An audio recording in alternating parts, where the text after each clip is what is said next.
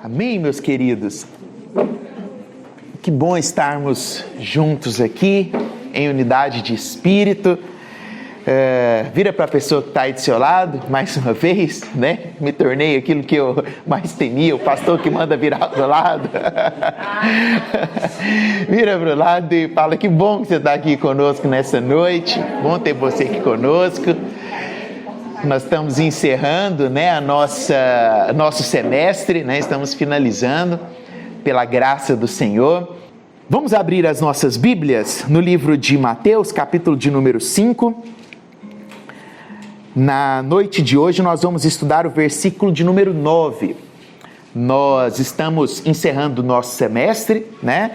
Nesse semestre Deus nos deu a graça e nos permitiu estarmos juntos aqui, compartilhando do Sermão do Monte, os ensinamentos encontrados no Sermão do Monte.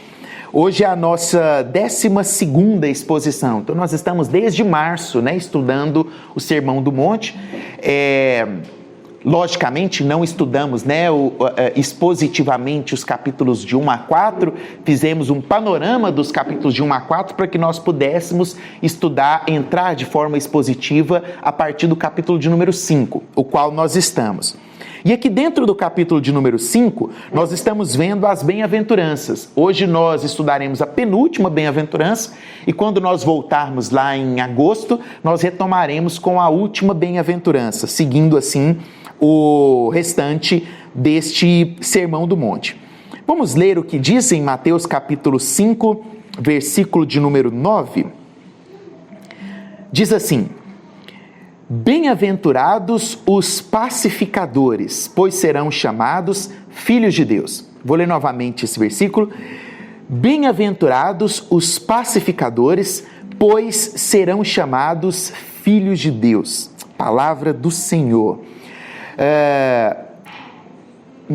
Eu digo que nós tivemos, né, o privilégio nesse semestre aí de percorrer estes textos da Sagrada Escritura e mais precisamente percorrer de forma pontual cada versículo desse capítulo de número 5, porque de fato é um privilégio ter a Bíblia em mãos, é um privilégio estudar a Palavra de Deus, né? Um livro tão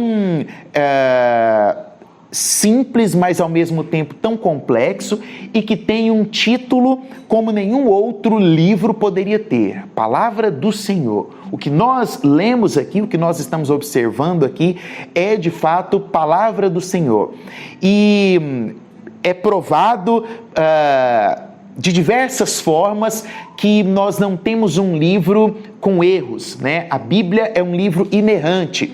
Eu não vou entrar nos aspectos da inerrância, porque quando nós formos estudar lá na nossa série, né, por que nós podemos confiar na Bíblia, eu vou mostrar para você que a Bíblia, em momento algum, ela se contradiz, como muitos por aí tentam, né, com falácias, dizer que a Bíblia se contradiz. Não existe contradição na Bíblia, e eu posso provar isso para você de forma categórica, mas isso nós veremos na nossa próxima série. O ponto que eu quero destacar é a preciosidade daquilo que nós temos em mãos, que foi escrito, né, há 2000 anos atrás e ainda hoje fala conosco de forma efetiva, de forma clara, de forma eficaz. Esse texto que nós lemos aqui, que trata da penúltima bem-aventurança, né, da bem-aventurança aqueles que são chamados pacificadores, nós observamos aqui Mateus, que começou as bem-aventuranças nos mostrando o aspecto de relacionamento com Deus.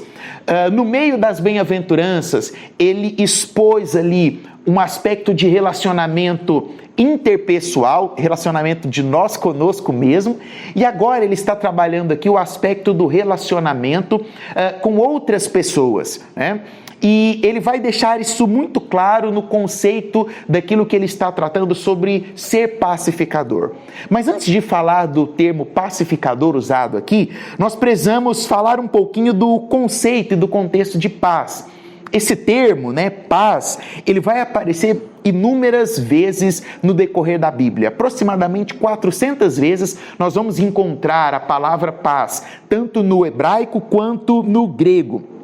John MacArthur, ele diz que as Escrituras, ele deixa muito claro como que a Escritura trabalha a questão da paz, porque ele fala que as Escrituras começam com paz, lá no Jardim do Éden, e termina com paz no reino eterno, na eternidade. Então, em Gênesis, nós começamos a Bíblia com a paz que habitava lá no Jardim do Éden, e em Apocalipse, nós vamos terminar a Bíblia também com paz, quando João vai nos abrir os olhos para as regiões celestiais, né, para o nosso futuro, né, para a Nova Jerusalém.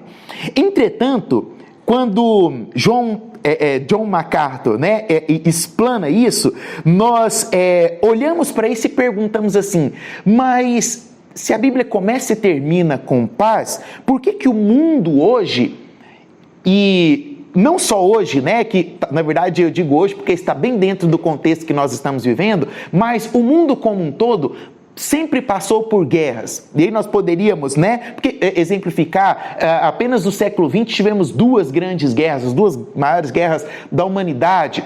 Por que hoje, né, nós estamos num mundo onde nós temos aí uma guerra de fato acontecendo? Nós estamos aqui hoje, né, e tem gente morrendo por conta de uma guerra, tem míssil sendo lançado em determinada região por conta de uma guerra.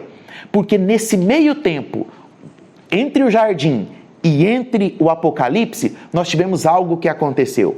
O pecado entrou no meio da história. E por conta do pecado, nós tivemos então uma mudança de paradigma, onde essa paz, ela é, digamos que bloqueada, onde essa paz, ela vem a ser interrompida.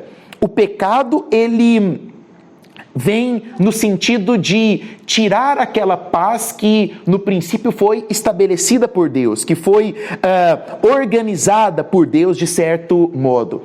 E durante toda a história, se nós pegarmos não só a história bíblica, mas a história da humanidade, o homem, ele vive em busca da procura de paz, né? Após a Segunda Grande Guerra Mundial que nós tivemos, foi fundada ali, não sei se é 1954 ou 1945, a Organização das Nações Unidas, né, a ONU. E a Organização das Nações Unidas, ela vem com uma premissa de tentar estabelecer uma paz mundial. E ela conseguiu?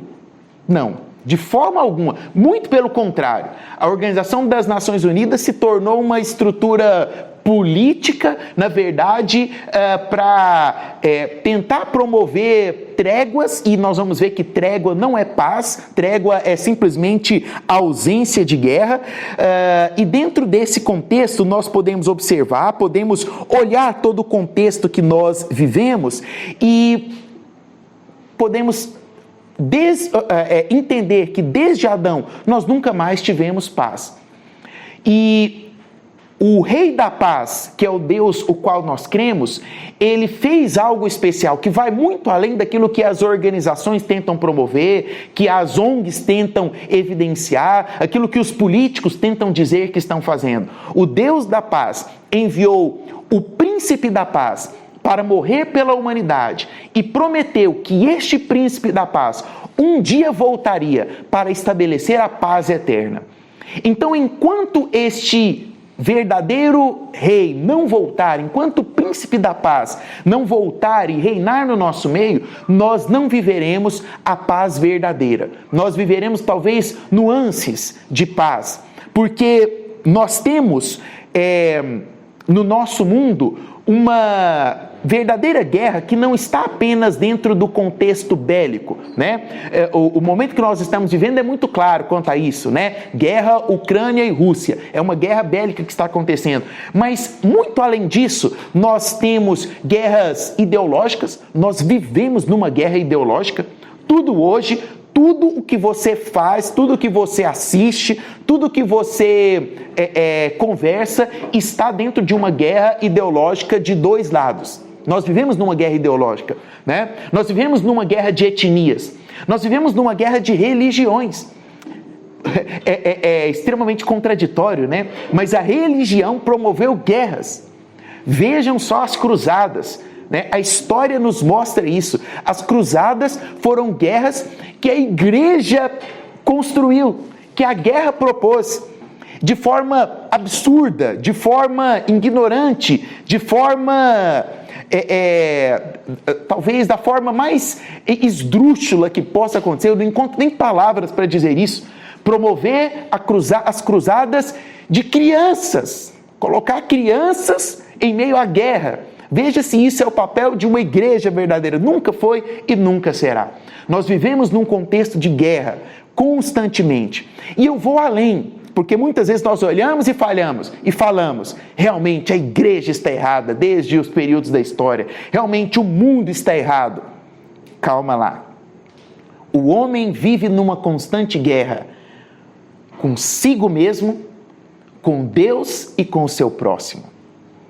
Da mesma forma, quando nós olhamos para o propósito das bem-aventuranças, e o propósito das bem-aventuranças é estabelecer um relacionamento do homem com Deus, consigo mesmo e com o próximo, porque quando nós falamos de bem-aventurança, nós estamos falando de felicidade, né? Nós estamos falando do conceito principal, nós estamos falando da coluna vertebral, né? Daquilo que é proposto pelo cristianismo, né? O cristianismo propõe a felicidade para a humanidade. O cristianismo, ele tem esse princípio, né, de pregar a felicidade. E de que modo que nós alcançamos a felicidade? Com bons relacionamentos. O bom relacionamento com Deus, o bom relacionamento conosco, o bom relacionamento com o nosso próximo. E aí eu venho e coloco um ponto, né, nesse momento. Por que nós não conseguimos muitas vezes fundamentar bons relacionamentos? Porque nós vivemos numa constante guerra com Deus, uma constante guerra conosco e uma constante guerra com o nosso próximo. Enquanto nós não resolvermos a nossa guerra com Deus, e eu não estou falando da luta de Jacó com Deus, né, que foi a luta boa, né, a guerra no sentido de obter ali o bom êxito, de obter ali, né, o favor do Senhor. Muitas vezes nós estamos em guerra com Deus por falta de conhecimento de quem Ele é. Né?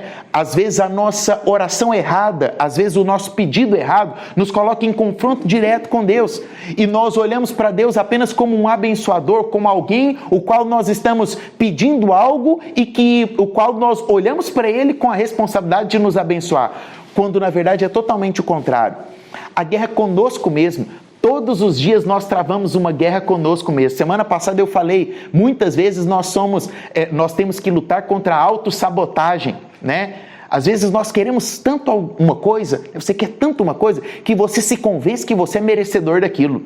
Quando na verdade a forma de obter algo é entendendo que nós não somos merecedores daquilo. Você consegue entender isso, né? Às vezes a pessoa ela quer tanto pegar uma Alexia, né? Eu quero uma Alexia, eu quero virar e falar, né? Não, e aí ora desse jeito, né?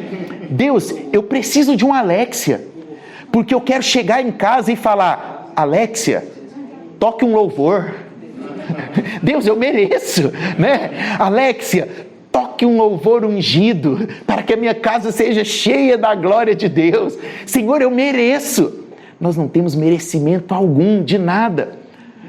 A única coisa que nós temos é uma graça que é imerecida, porque somos totalmente depravados, totalmente pecadores. E aí é quando nós chegamos num contexto onde, por que será que a minha oração nunca dá certo? Por que será que a minha oração nunca é respondida? Porque eu não estou orando dentro da vontade de Deus.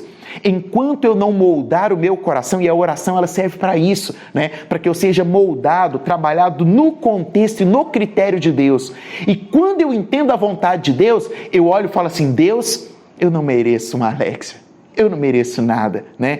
Eu tenho, na verdade, que aprender a tocar um violão, para pegar o violão, e eu mesmo entoar o meu louvor ao Senhor.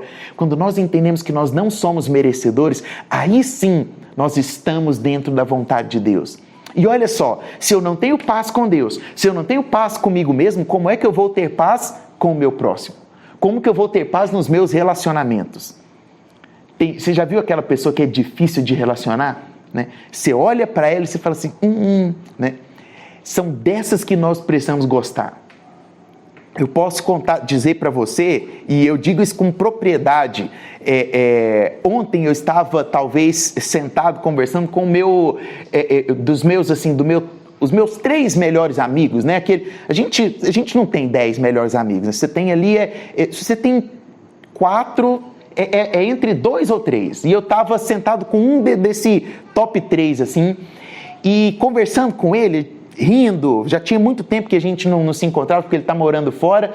E aí, olhando para ele, conversando algumas coisas, e aí, de repente, a esposa dele virou e falou assim: tá vendo o tanto que ele é difícil? Eu falei: eu sei disso. É por isso que eu me tornei o melhor amigo dele.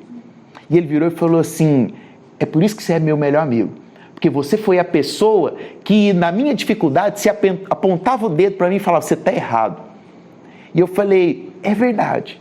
Você se tornou meu melhor amigo porque você também tinha, talvez assim, eu não lembro a palavra que eu usei para ele, mas ele, na insubmissão dele, ele era uma pessoa muito custosa, né? Sempre foi muito custoso, muito insubmisso, assim, e talvez na insubmissão dele ele não me olhava, nunca me olhou como porque a nossa amizade não veio da igreja, a nossa amizade veio de fora, ele nunca me olhava como um líder, como um pastor, né? Ele sempre me olhava como um amigo.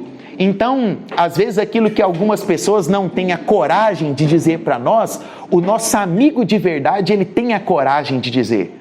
Amigo de verdade é aquele que olha dentro dos seus olhos e fala para você: você está errado. Amigo que olha para você e vê você agindo errado e não fala que você está errado, não é seu amigo de verdade. Se você acha que você é amigo de alguém e você olha para esse alguém, vê o pecado desse alguém e deixa ele viver da forma como ele está vivendo, você não é amigo dessa pessoa. É por isso que nós, e aqui eu abro um parêntese antes de voltar para a nossa mensagem, é por isso que nós, como cristãos verdadeiros e cristãos de fato que professamos, nós podemos sim ter amigos que se consideram homossexuais, nós podemos ter amigos que se consideram de esquerda, nós podemos ter amigos que, diversos outros contextos, mas você não pode olhar e falar para ele: eu te aceito como você é, porque isso não é amizade. Amizade verdadeira é olhar para ele e falar assim: você é meu amigo, você é homossexual, mas você está errado, e eu te amo. Eu te amo tanto que eu tenho a capacidade de olhar dentro dos seus olhos e falar: você tem que mudar de vida, é por isso que eu me considero seu amigo. Isso é uma verdadeira amizade. Quando nós não temos paz com Deus, paz conosco, nós não conseguimos externar isso para os nossos relacionamentos. E é por isso que muitas vezes nós não conseguimos estabelecer laços de verdadeiras amizades. É por isso que as nossas amizades são líquidas, superficiais, evaporam-se rapidamente, não são sólidas, não são fundamentadas. Porque muitas vezes nós não temos a paz que nós precisamos ter dentro do nosso contexto. E de fato não há paz no mundo por conta disso. Porque no homem existe uma guerra interior. No homem depravado como ele existe uma guerra, o qual ele luta todos os dias. Muitas vezes, por conta dessa falsa impressão de paz, nós temos um conceito errado de paz. Achamos, por exemplo, que paz é ausência de conflito. Paz não é e nunca foi e nunca será ausência de conflito. A ausência de conflito é paz só no cemitério. É duro, mas é o único tipo de paz sem conflito, porque lá é o único lugar que alguém ainda consegue segurar para não cobrar herança, espera o corpo ser enterrado, sai dali para poder entrar na justiça, né? Paz não é ausência de conflito. Para você viver em paz com o seu irmão, com o seu próximo, muitas vezes vocês vão passar por conflitos, como o que eu acabei de exemplificar, na sua amizade. Não adianta querer ter paz com seu amigo, né, que não professa a fé cristã, falou: não, eu tenho que ter paz com ele, porque ele é meu amigo. E evitar o conflito. Paz não é ausência de conflito. Às vezes você precisa de um conflito para que a verdadeira paz possa ser estabelecida ali no seu relacionamento. Paz não é apenas uma trégua. Trégua é simplesmente tensão e expectativa de uma nova guerra. Trégua não é paz. Você sabe qual que é a estratégia do terrorismo? O terrorismo trabalha com a trégua. Porque durante a trégua, basta olhar para a América do Norte, depois do atentado das Torres Gêmeas. Os Estados Unidos vivem numa constante tensão da trégua, porque eles vivem a todo instante achando que haverá um novo atentado amanhã, haverá um novo atentado num prédio depois de amanhã, assim como um dia aconteceu. Quem tem paz desse jeito? Quem consegue dormir em paz com a trégua? Trégua não é paz. Paz também não é sacrifício da verdade. Não há unidade fora da verdade. Às vezes, deixar de falar a verdade para querer ter paz, e isso é muito nos relacionamentos, né? No relacionamento é preciso de ter verdade, porque só assim você tem paz. No relacionamento conjugal, no relacionamento familiar, no relacionamento com seus amigos, com as pessoas que estão fora do seu âmbito. Dentro de um relacionamento precisa ter verdade, senão não vai ter paz. Se não houver verdade entre os cônjuges, se não houver verdade entre os pares, consequentemente não haverá paz. E mesmo que a verdade doa, lembra da história que eu contei para vocês, da verdade nua e crua? É muito melhor uma verdade nua e crua do que uma mentira disfarçada. A mentira disfarçada, uma hora vai ter o disfarce dela descoberto. E aí, aquilo que você achava que era paz, nunca foi paz. Foi apenas ausência de verdade. É necessário verdade nos nossos relacionamentos, nas nossas amizades. Por último, paz não é fugir do confronto direto. Muitas vezes nós fugimos dos confrontos. Dietrich Bonhoeffer, um dos grandes escritores ali da época da Segunda Guerra Mundial, né, viveu de perto o que era uma guerra em si. Ele, inclusive, está para sair um novo livro dele sobre na Mundo Cristão, que eu recomendo muito que você leia, Vida em Comunhão. Leia esse livro do Dietrich Bonhoeffer, você que quer paz nos seus relacionamentos. Leia esse livro. Voltando, ele tem um termo que ele fala que é a graça barata. Quando nós fugimos do confronto, nós estamos propondo uma paz barata.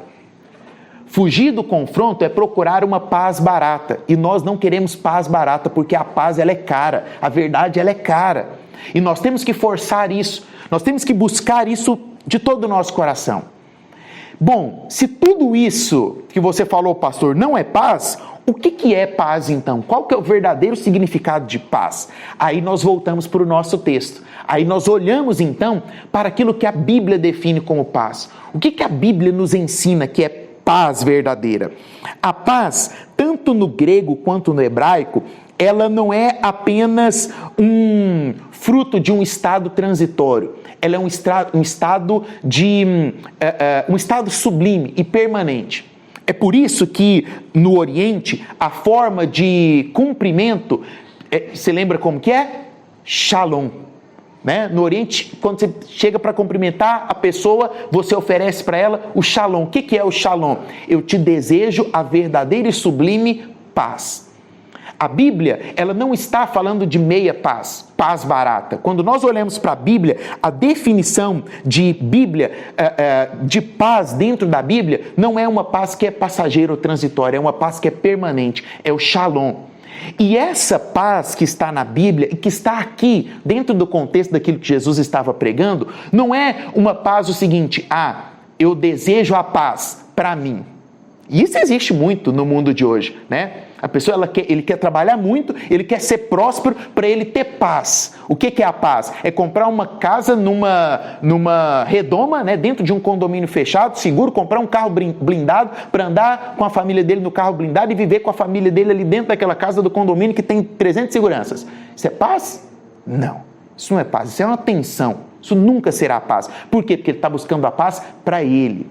Aqui, quando Jesus está falando que bem-aventurados são os pacificadores. Isto é, não é aquele que procura a paz somente para si, é aquele que propõe a paz ao próximo. Por isso que o cumprimento, né, na região do Oriente é o Shalom. Eu desejo a paz para você, né? Eu não cumprimento, paz para mim. Não. Receba a paz. Eu desejo que você tenha paz, uma paz permanente, uma paz duradoura. Dentro desse contexto, então, quando nós observamos o verdadeiro sentido bíblico para a paz, eu posso então inferir o que essa bem-aventurança está dizendo. Ela está dizendo, bem-aventurados os pacificadores. Por quê? Qual que é a sequência dos pacificadores? Porque eles serão chamados filhos de Deus. Existe uma recompensa. Existe uma recompensa de promover a paz. Existe uma recompensa de querer a paz. Mesmo no mundo depravado, mesmo no mundo caído, se eu buscar a paz para o meu próximo, haverá uma recompensa disso. E a recompensa que Jesus está falando é que eu serei chamado de filho de Deus. Não existe recompensa melhor do que essa. Para nós entendermos a profundidade do que Jesus está falando aqui, existem dois termos que são usados no grego para filho. O primeiro deles é o termo huios e o segundo é tekna. O termo tekna, que é proposto para filho, geralmente é quando se refere ao filho com uma afeição, né? Quando o pai olha para a criança, né? Esse aqui é o meu tekna, meu filho, né? Meu filho querido, meu filhinho, né? A mãe olha para a filha, né? Esse aqui é o meu tekna, né? Fruto do meu ventre, meu filhinho, é algo mais afetuoso. Mas o termo huios, que foi exatamente o termo utilizado aqui por Jesus, ele é filho no sentido de dignidade. É um filho no sentido de honra, no sentido de consideração. Sabe por quê? Porque de fato nós não somos filhos de Deus. Nós não teríamos o direito de sermos chamados filhos de Deus, mas através da adoção, aquele que em amor, como diz lá em Efésios, o que Paulo diz em Efésios? Aquele que em amor nos predestinou e nos adotou por meio do seu Filho Cristo Jesus. Aqui nós temos um fundamento básico do cristianismo. Em primeiro lugar, é o amor. Deus nos chamou em amor, e esse amor o fez o que? Nos predestinar, nos escolher antes de tudo. A predestinação é bíblica, ela está intrínseca. Para você se considerar adotado, você tem que se considerar predestinado. É uma sequência. Em amor, nos predestinou e nos adotou. Esse termo aqui, ele reflete exatamente isso. A dignidade daquele que foi adotado, aquele que foi honrado, recebeu a honra, né? É como se a criança que está lá no orfanato, né? É a última da fila dos 500 crianças que tem lá para ser adotado, né? Já passou do tempo dela ser adotada, de repente a rainha da Inglaterra resolve escolher no mundo uma criança para ser adotada. Ela vai lá naquele orfanato e fala assim: eu quero a última da fila. É essa que eu quero. Pega a última criança da fila e fala assim: de agora em diante, você, por esse documento, tem sobrenome real. Você vai receber o sobrenome da família real. De hoje em diante, você merece a mesma honra que qualquer um que tem o sangue real da família inglesa. Foi exatamente isso que o Senhor fez conosco através da adoção. E quando nós assumimos o papel de pacificadores, nós recebemos esse direito de sermos reconhecidos como filhos adotados. Filhos que não tinham direito algum. Filhos que não tinham merecimento algum, filhos que não tinham brilho algum para serem escolhidos, mas que foram escolhidos e foram chamados por esta adoção. Quando nós entendemos isso, né? Quando nós olhamos para essa adoção de Cristo Jesus, nós podemos aplicar basicamente de três formas. A primeira delas, a adoção, ela é uma transferência. Aquele Adão que acabou com a paz que existia lá no Éden, né? Nós somos transferidos da paternidade desse Adão para a paternidade do Filho do Homem, que veio para trazer novamente a paz ao mundo. Nós estávamos, né, na paternidade daquele Adão que caiu, que pecou, que errou, né, e que manchou o nosso currículo, né, que manchou a nossa essência. Nós somos transferidos agora para uma nova paternidade, a paternidade do Príncipe da Paz, daquele que veio para mudar a história desse mundo. Segundo, quando nós somos adotados, nós recebemos todos os direitos. Na adoção, no documento de adoção, todos os direitos de herança, de sobrenome, são transferidos para aquele que foi adotado. E eu acho esse termo extremamente pertinente. O apóstolo Paulo, ele não escreveu por acaso. Não só o termo amou, não só o predestinou, ele colocou ali o amou, né, como a verdadeira essência do amor de Deus. Ele colocou ali a predestinação, porque de fato Deus, no meio de um mundo corrompido, onde todos estavam destinados ao inferno, escolheu alguns e o predestinou. E qual foi o meio? O meio da adoção. O que significa a adoção? A adoção é o seguinte: você não tinha direito de nada. Você ia morrer nessa sua condição. Mas agora você recebeu os direitos. E isso está documentado, está assinado. Como que foi assinado? Assinado com o sangue de Jesus, derramado naquela cruz do Calvário. Por último, além da transferência de todos os direitos, nós recebemos a imunidade. A imunidade que é nos dada através de uma documentação formalizada. Porque antes, na paternidade de Adão, nós estávamos sujeitos a tudo aquilo que foi imposto sobre Adão. Né? Do suor do teu rosto comerás o teu pão, terás dor no parto, né? Sofrerás isso e aquilo. Nós estávamos destinados a todo esse sofrimento, mas através da adoção nós somos também imunizados contra tudo aquilo que um dia o inimigo pensou que poderia forjar contra nós. E muitas vezes ele ainda tenta trazer isso aos nossos corações. Quando você está passando pelas ondas, pelas tempestades, quando você está enfrentando as tribulações, quando você está enfrentando os problemas, a primeira coisa que vem no seu ouvido é: será que esse Deus ainda te ama? Deixar você passar por tudo isso? Deixar você passar por essa dor na sua família? Será que ele não sabia que você ia sofrer quando esse parente morresse? Será que ele não sabia que você ia passar por dificuldade quando você perdesse essa condição financeira? Nós, a partir do momento que fomos transferidos, a partir do momento que nós recebemos o direito, nós estamos também imunizados contra todas essas artimanhas do inimigo, contra todas essas ciladas do diabo. Todas as vezes que você ouvir esse sussurrar no seu ouvido, você vai dizer: eu fui adotado, e a minha adoção estabelece que de hoje em diante eu estou imunizado contra todo e qualquer problema que o inimigo venha colocar diante de mim. Eu sou filho de Deus e eu fui adotado para isso. Eu posso ser chamado de filho de Deus, porque eu sou alguém que promove a paz. Eu sou alguém que busca a paz. E nós podemos encerrar basicamente voltando no contexto qual nós começamos as bem-aventuranças. Quando nós começamos a falar de bem-aventuranças, nós falamos de que Deus, ele tem paz para os nossos relacionamentos.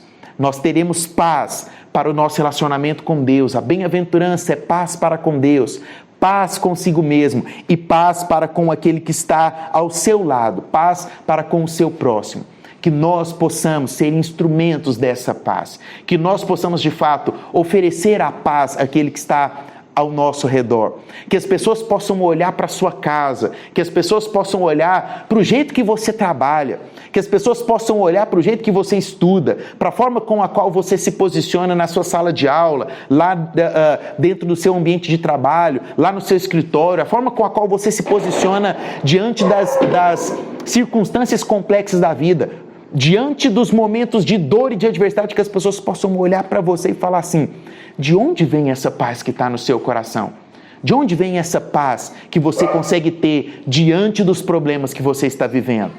E aí, você pode responder com a frase talvez mais clássica que eu considero de definição das bem-aventuranças. O maior das bem-aventuranças é que não são visões esperançadas de alguma realidade futura. Ou seja, quando alguém proclama as bem-aventuranças, você não está falando de algo que está por vir, de algo que está distante de você. Nem são promessas de glórias distantes. porém são exclamações triunfais diante da realidade, da alegria permanente que nada neste mundo pode nos tirar. Nada neste mundo pode tirar a paz do seu coração. E quando eu olho para isso, eu lembro exatamente do que está na Bíblia, daquilo que está também lá no livro de Filipenses. A paz que excede todo entendimento. Paulo fala, e que a paz que excede todo entendimento habite os vossos corações. A paz que excede todo entendimento habite os vossos pensamentos. O que é a paz que excede o entendimento? É aquela paz que no momento da maior aflição, no momento da maior angústia, você pode olhar para a circunstância e falar, eu posso passar por isso, porque eu tenho a paz de Deus. A paz de Deus habita em mim. Que as pessoas possam olhar para a sua vida, que as pessoas possam olhar para a sua circunstância, que as pessoas possam olhar para o seu caos. Todos nós passamos por caos, Todos nós passamos por momentos de tempestade. Que as pessoas possam olhar para você dentro da tempestade e falar assim, como é que ele consegue dormir? Os discípulos olharam para Jesus, o barco inundado, como é que ele consegue dormir? Nada mais vai tirar o seu sono. O sono dos justos. O sono da recuperação das fibras musculares. O sono das 8 horas de reposição hormonal, de reposição dos neurotransmissores, para que a sua saúde esteja bem. Nada mais vai tirar o seu sono, porque existe uma paz que está além do entendimento. As pessoas vão olhar e falar assim, como é que você tem paz? Fala assim, também não entendo, mas essa paz está no meu coração e nos meus pensamentos. Que durante esse ano, diante das tempestades que virão, diante das tribulações que enfrentaremos, que a nossa oração não seja, Senhor, acaba com essa tempestade, me dê chuva de bênção. Não, que a nossa oração seja, Senhor, me dê paz. Paz que excede todo entendimento. Paz para suportar essa pressão, paz para olhar para a circunstância que eu estou falando e falar e crer que nós somos mais fortes, paz para olhar para a enfermidade e falar, o Senhor é fiel comigo na saúde e na doença, paz para olhar para a perda que tivemos e falar assim, que eu possa guardar na memória os momentos bons que eu tive ao lado dessa pessoa, paz, a Bíblia diz, em paz me deitarei, porque só Tu, Senhor, me fazes repousar em segurança. E que nós possamos, a cada novo dia, a cada manhã, crer que a misericórdia do Senhor está se renovando em nosso coração, com a certeza dessa paz. Que possamos promover paz dentro da nossa casa, que possamos promover paz entre os nossos pares, que possamos promover paz numa sociedade tão partidária, que possamos promover a paz. A paz que excede todo entendimento esteja em vossos corações e em vossa mente. Em nome de Cristo Jesus. Amém? Vamos orar?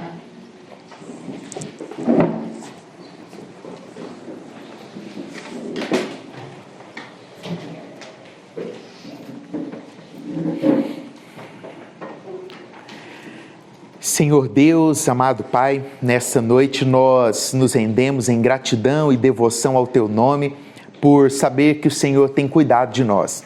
Nós Te louvamos, ó Deus, porque ao longo desse semestre, através da exposição destes textos em Mateus, o Senhor tem operado no nosso coração de forma graciosa. Nós não temos, ó Deus, condição mínima de agradecer ao Senhor pelo privilégio daquilo que nós temos encontrado e daquilo que nós temos descoberto como um tesouro precioso na palavra do Senhor. Somos gratos ao Senhor por isso, gratos ao Senhor pela misericórdia sublime que nos alcança. Sabemos que não somos dignos, ó Deus, mas a cada quinta-feira o Senhor aqui nesse lugar tem renovado a nossa esperança, tem renovado a nossa expectativa e nós Te louvamos por isso. Ó Deus, obrigado por esse lar, ó Deus, esta casa que nos recebe. Que a paz do Senhor habite este lar, que a paz do Senhor esteja aqui neste ambiente. Que a paz do Senhor esteja dentro, ó Deus, dos nossos respectivos lares. Que a paz do Senhor esteja no som da nossa voz, ó Deus. Que a paz do Senhor esteja sobre os nossos projetos. Pai querido, bem-aventurados são os pacificadores, isto é, aqueles que promovem a paz. Nós queremos, ó Deus, e desejamos promover a paz na nossa sociedade. Queremos, ó Deus, e desejamos promover a paz no relacionamento interpessoal com os nossos amigos, com os nossos familiares. Que sejamos, ó Deus, promotores da paz do Senhor no meio de uma sociedade tão depravada pelas guerras, pela ignorância, pela individualidade.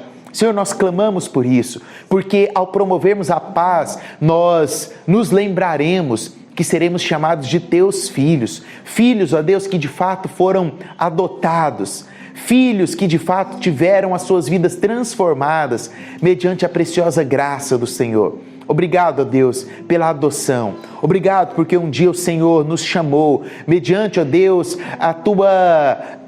ao teu poder, mediante, ó Deus, a tua soberania. O Senhor nos escolheu e nos tirou, ó Deus, do reino das trevas, nos trazendo para o teu reino da maravilhosa luz. Obrigado, ó Pai, que durante esse período de recesso, nossa mente, ó Deus, não venha desconectar, ó Deus, da Escritura do Senhor. Que durante esse período, durante esse mês, nós possamos estar, ó Deus, através ali das leituras dos capítulos de Provérbios, próximos, ó Deus, de Ti, com nosso coração totalmente devoto, ó Deus, aquilo que o Senhor um dia planejou para nós. Ó Deus, nós oramos pelo culto deste próximo sábado, que o Senhor, ó Deus, fale soberanamente com a palavra que será ministrada ali aos nossos corações. Ó Deus, e que ao retornarmos em agosto, nós possamos novamente, ó Deus, ter uma porção ainda maior da revelação do Senhor para os nossos corações. Esse é o nosso desejo e a nossa humilde